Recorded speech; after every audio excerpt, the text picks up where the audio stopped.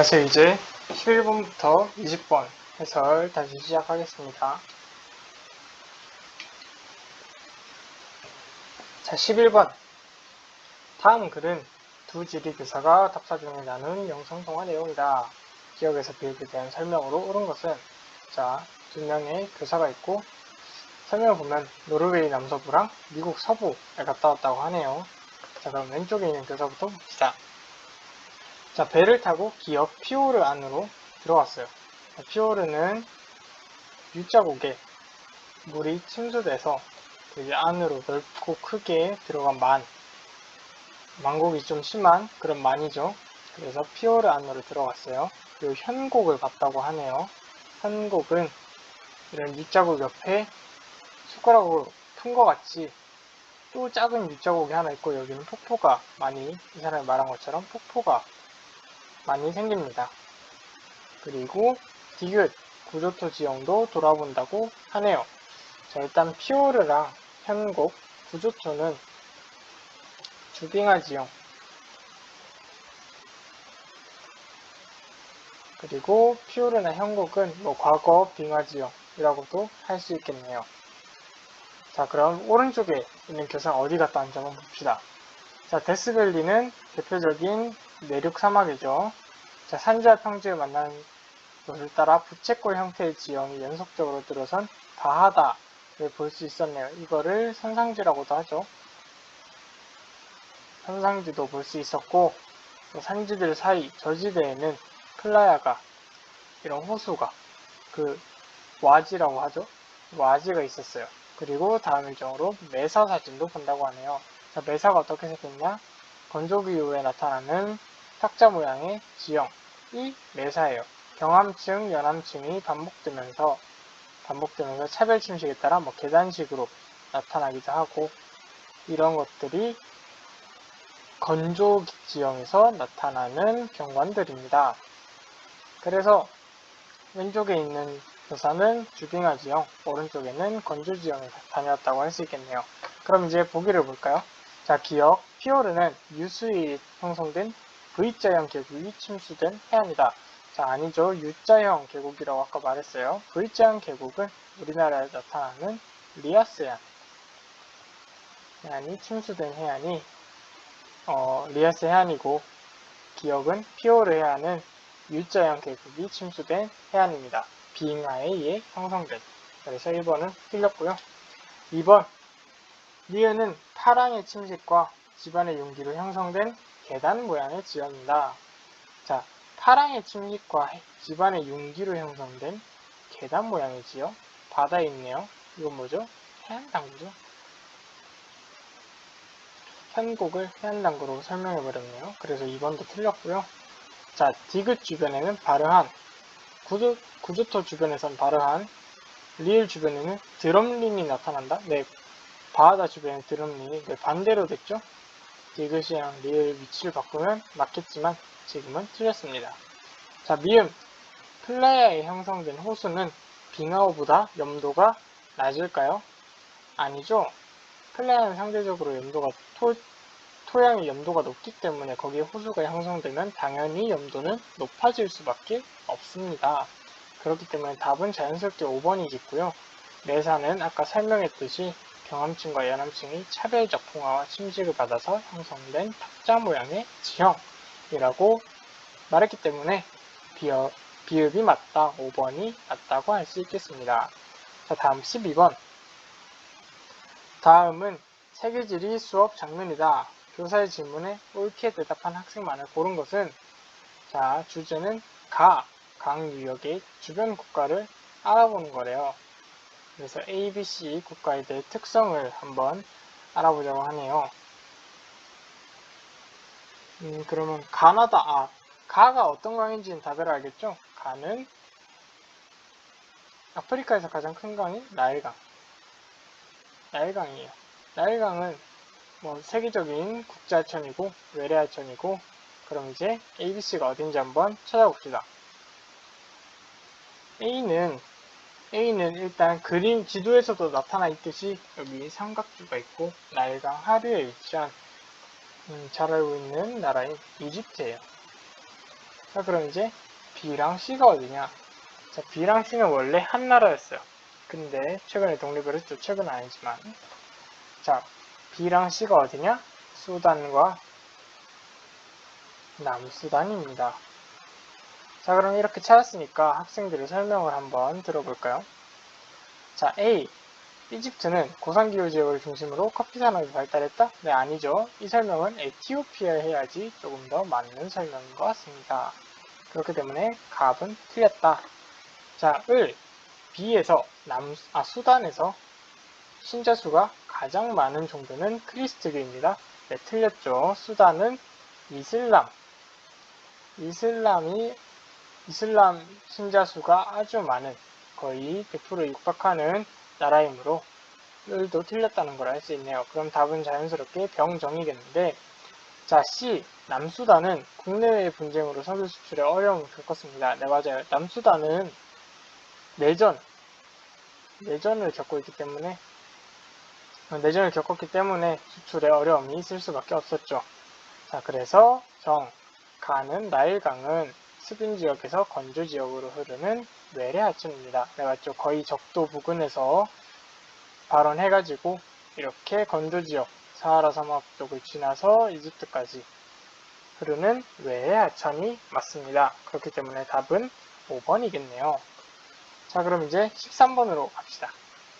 13번은 지도의 AD 지역에 대한 옳은 설명만을 보기에서 고른 것은 하네요. 자, A, B, C, D가 전부 다 좀 고緯도에 위치해 있네요. 네, 이 문제는 냉한대 기후를 물어보는 것 같아요. 그러면 A, B, C, D가 어느 기후에 해당하는지 한번 찾아봅시다. 자, A는 시베리아 북부인데 이 지역에는 툰드라 기후가 나타나요. ET. 그럼 이거는 한대 기후죠. 그리고 B를 보면은 B는 좀 고緯도 그리고 내륙이라서 여기는 냉대 겨울 건조 기후가 나타납니다. 자, 그러면 C를 볼까요? C도 B랑 위도는 비슷하지만 대륙 동쪽에 있고 여기 5대5구도 있기 때문에 여기는 겨울에도 수변해요. 그렇기 때문에 냉대 수변 기후가 나타납니다. 마지막으로 D도 A랑 위도는 비슷하지만 여기는 어디죠? 그린란드예요. 여기는 빙하가 아주 많은 지역이기 때문에 D는 빙설기후가 나타나는 지역입니다. 자, 그럼 이제 ABCD 캐펜 기후 구분을 한번 구분해봤는데 이제 한번 보기로 볼까요? 자, 기억 A. 시베리아 북부 툰드라 기후는 연중 수백 미터 두께의 얼음으로 덮여있지 않죠. 자, 이거는 빙설기후의 설명입니다. 자, 니은 D. 빙설기후는 침엽수림인 타이가가 나타난다. 네, 또 설명이 바뀌었네요. 그래서 니은도 틀렸습니다. 자, 디귿 B. 여기 있네요.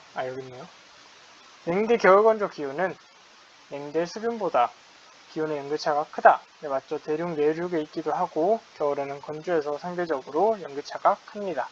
지금 맞고요. 리을 C. DF 기후는 툰드라 기후보다 연 강수량이 많죠. 여기는 연중 수변한 기후이기 때문입니다.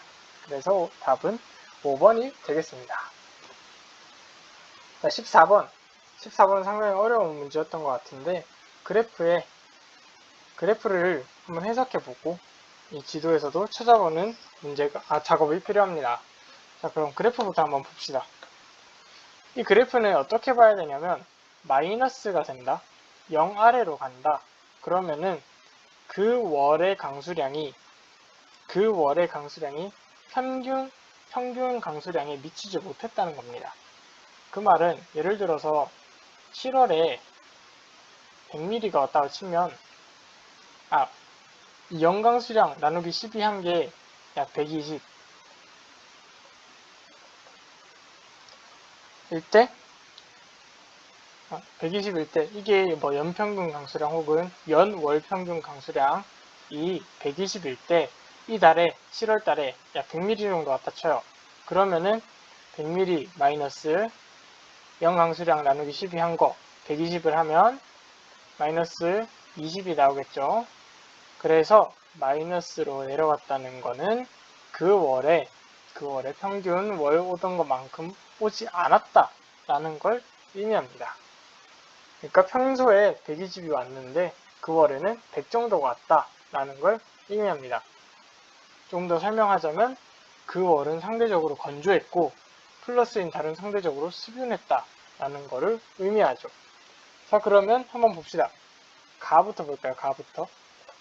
가는 연교차가 매우 커요. 연교차가 매우 큰 기후대가 어디 있죠? 빙설기후? 빙설기후 아니에요.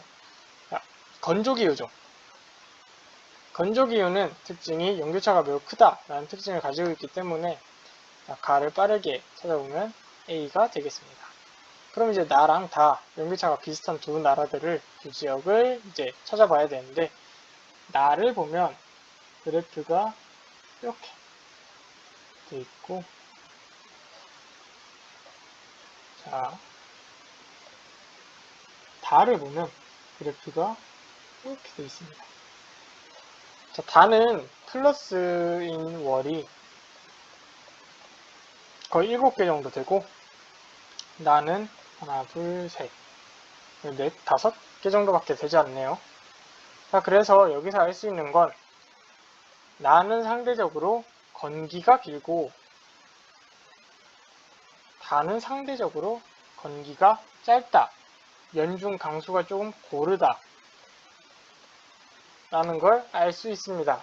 그러면 B랑 C 중에 강수가 고르게 오는 것은 어디고 건기가 있는 곳은 어디일지 한번 찾아봅시다. 자, C랑 B는 일단 위도도 거의 비슷해요. 남북으로. 그런데 차이는 대륙 서안이냐, 대륙 동안이냐, 이 정도의 차이고요. 그럼 한번 봅시다. 자, C는 대륙 동안이에요. 대륙 동안이고 또 4, 5, 6, 7, 8, 9월 4, 5, 6, 7, 8, 9월에 건조합니다. 자, 이때는 북반구가 여름인 시기죠. 북반구가 여름일 때는 열대 수렴대, 적도 수렴대가 북반구에 위치합니다. 그렇기 때문에 C 지역은 아이들 고압대의 영향을 받아서 건조할 수밖에 없어요. 그렇기 때문에 나는 C예요. 그럼 다는 자연스럽게 B가 되겠네요. 그래서 답은 14번은 2번입니다. 자, 그럼 이제 15번으로 넘어갈까요? 자, 15번. 그래프는 지도에 표시된 세 국가의 1차 에너지 원별 소비량을 나타낸 것입니다. 설명으로 옳은 것은, 그리고 A, B, C는 석유, 석탄, 천연가스라고 합니다. 자, 그러면 이 지도에 표시된 나라들이 어딘지부터 한번 찾아봅시다. 자, 다들 알겠죠? 하나, 둘, 이렇게 하나, 셋. 자, 어디죠?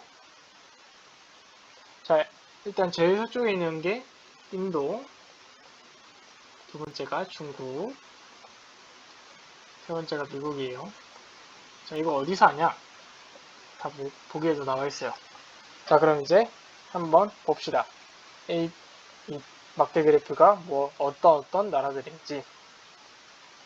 자, 그러면 A, B, C를 보면, 일단 그 전에 이 세 나라들의 총소비량, 에너지 총소비량을 보면 어디가 제일 많을까요? 일단 인도가 제일 적겠죠? 인도가 제일 산업화도 덜 돼 있고 인구수는 많지만 산업화가 덜 돼 있기 때문에 인도가 제일 적겠죠? 그러면 중국이 크냐 미국이 크냐? 자, 여기서 중국이 큽니다. 그 다음 미국이에요. 왜냐하면 중국은 최근에 상당히 산업화가 많이 되고 있고 또 인구도 그만큼 많기 때문에 에너지 소비량이 상당히 많습니다. 압도적으로 많아요. 그래서 일단 이렇게 소비량 순서가 이렇게 된다는 걸 알았기 때문에 이 그래프가 중국, 미국, 인도라는 건 어렵지 않게 알 수 있겠죠. 자, 그럼 이제 ABC가 뭔지 한번 찾아봅시다.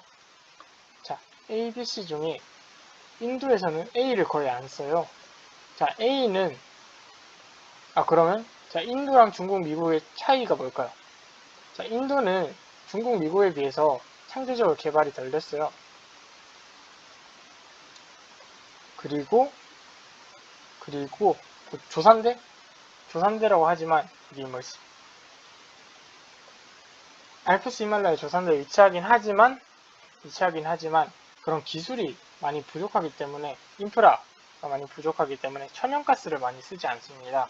그렇기 때문에 인도에는 천연가스가 없고 다른 나라들에 존재하는 이거는 천연가스다. 그러면 A가 뭔지 알았으니까 이제 B랑 C가 뭔지 한번 찾아봅시다. 자, 중국에서 엄청 많이 사용하고 있는데 미국은 그렇게 비중이 크진 않아요. 자, 이건 뭘까요? 석탄이에요. 석탄은 공업화 국가의 거의 필수 요소이기 때문에 중국이 지금 공업화가 상당히 빠른 속도 그리고 큰 규모로 이루어지고 있는데 거기서 석탄을 많이 소비하는 것은 당연한 일일 겁니다. 그러면 C가 석탄인 것도 알았고 B가 석유라는 것도 알았습니다. 자, 그럼 이제 보기를 한번 볼까요? 자, 1번 C는 신기습곡 산지에서 주로 생산된다. 자, 석탄은 어디에서 생산된다? 네, 고기습곡 산지예요. 고기습곡 산지에서 생산된다. 1번 틀렸죠? 자, 2번 B는 A보다 상용화된 시기가 늦다. 자, 석유는 천연가스보다 늦었나요? 아니죠. 천연가스가 제일 늦었어요. 왜냐면 LNG선이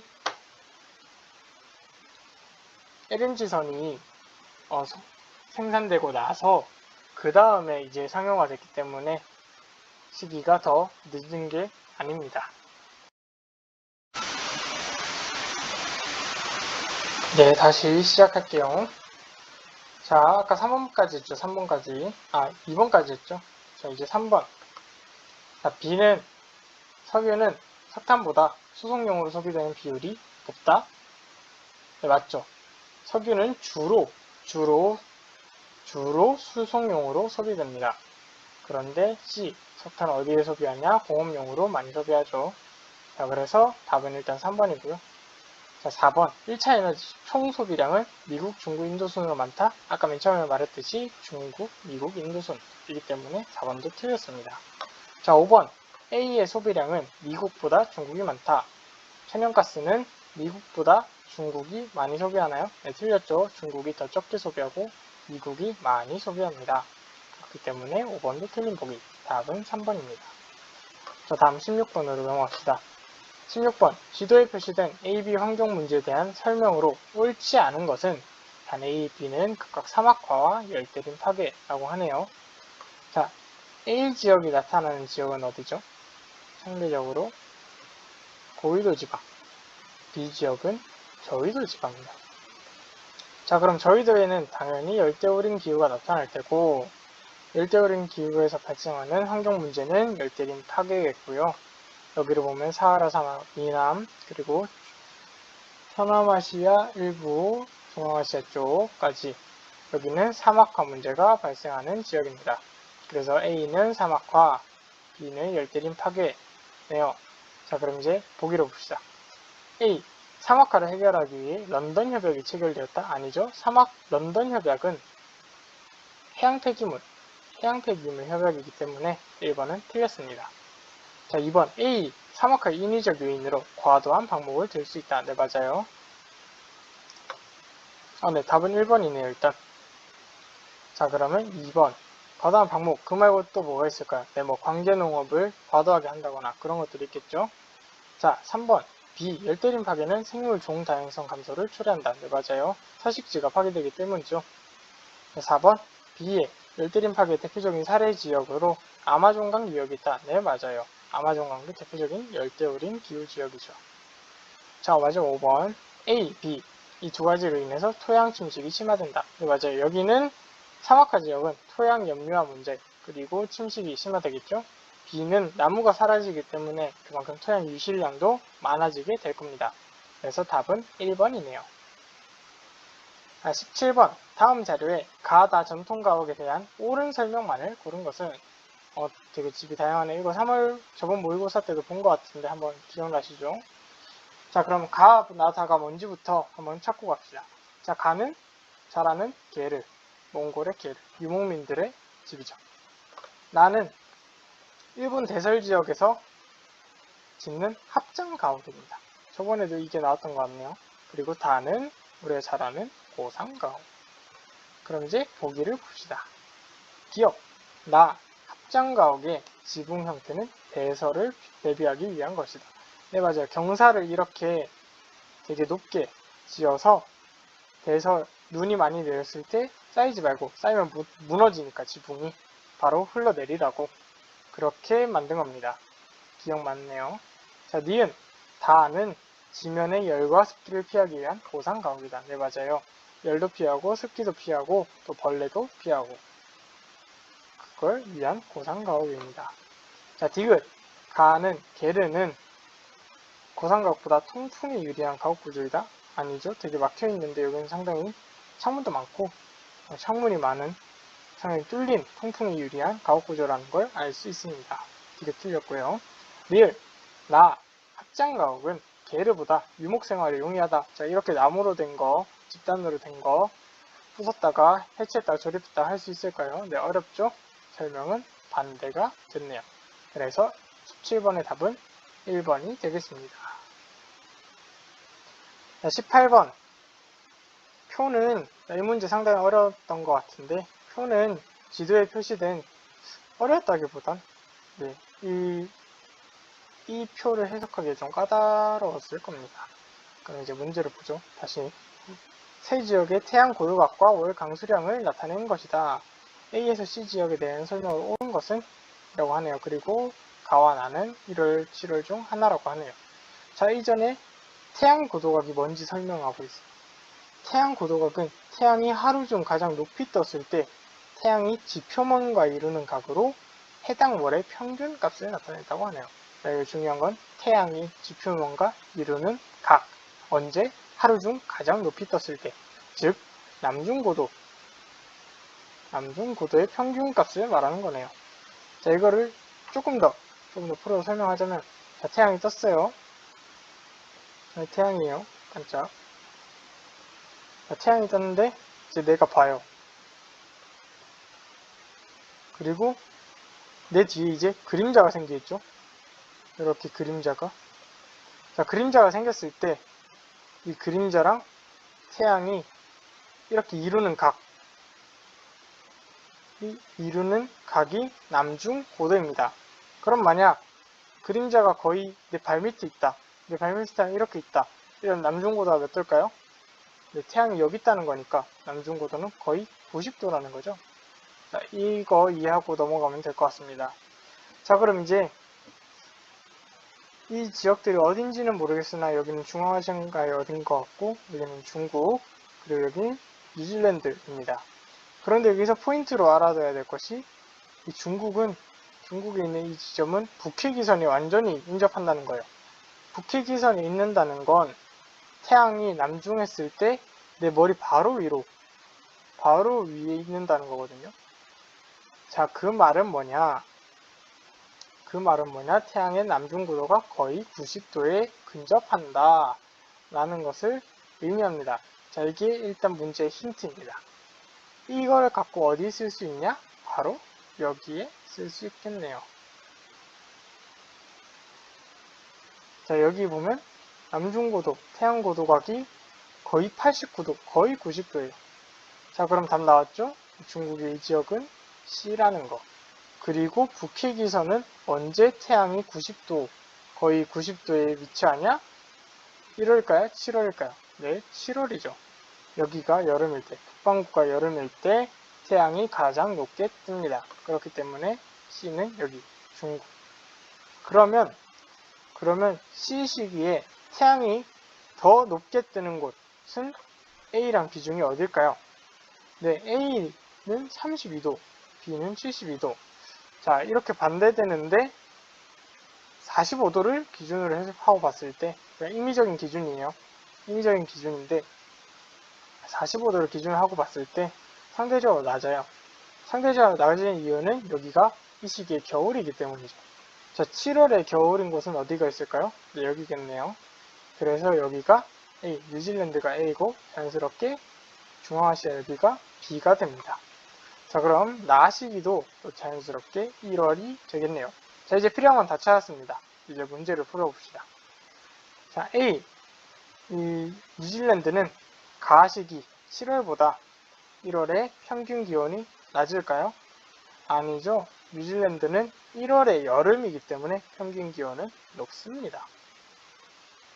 그렇기 때문에 1번 틀렸고요. 자, C. 이 중국은 가시기 7월에 계절풍의 영향으로 건기가 나타날까요? 아니죠. 우기가 나타날 겁니다. 비 엄청 많이 올 거예요. 그렇기 때문에 2번도 틀렸고요. 3번 B.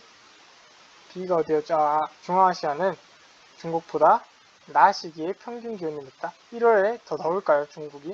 중앙아시아가? 네, 아니겠죠. 중앙아시아가 상대적으로 북위도에 있기 때문에, 고위도에 있기 때문에 평균 기온은 낮을 수밖에 없죠.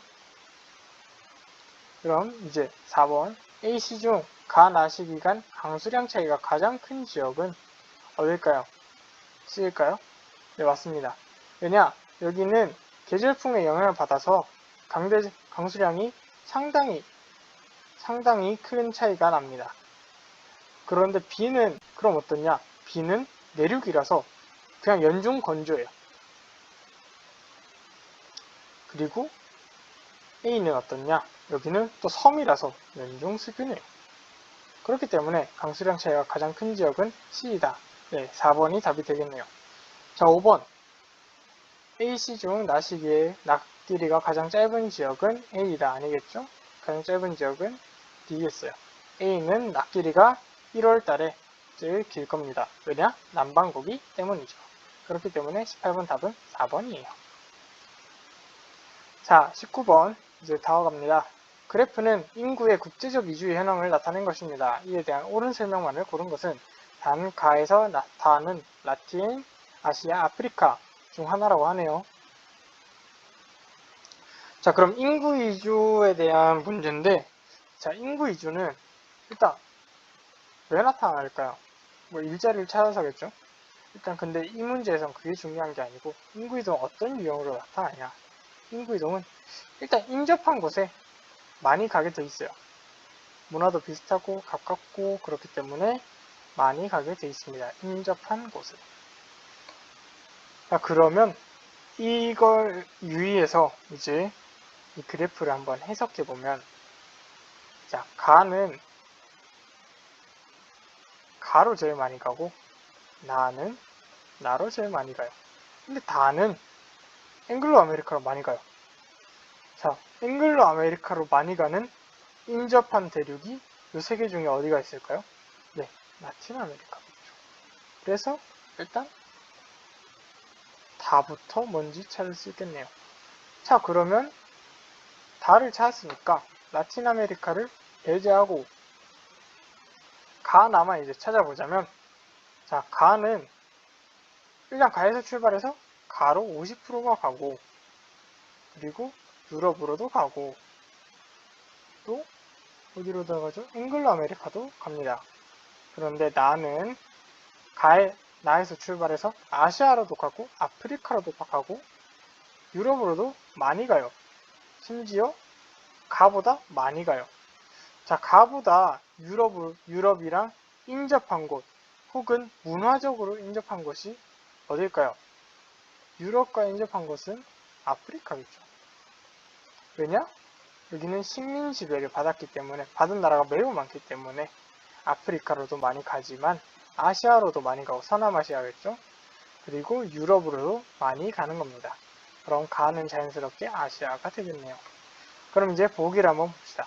자, 아프리카는 세계 인구에서 차지하는 인구 비율이 가장 높다? 아니죠? 이거는 아시아를 설명하는 겁니다. 그래서 기억은 틀린 보기고요.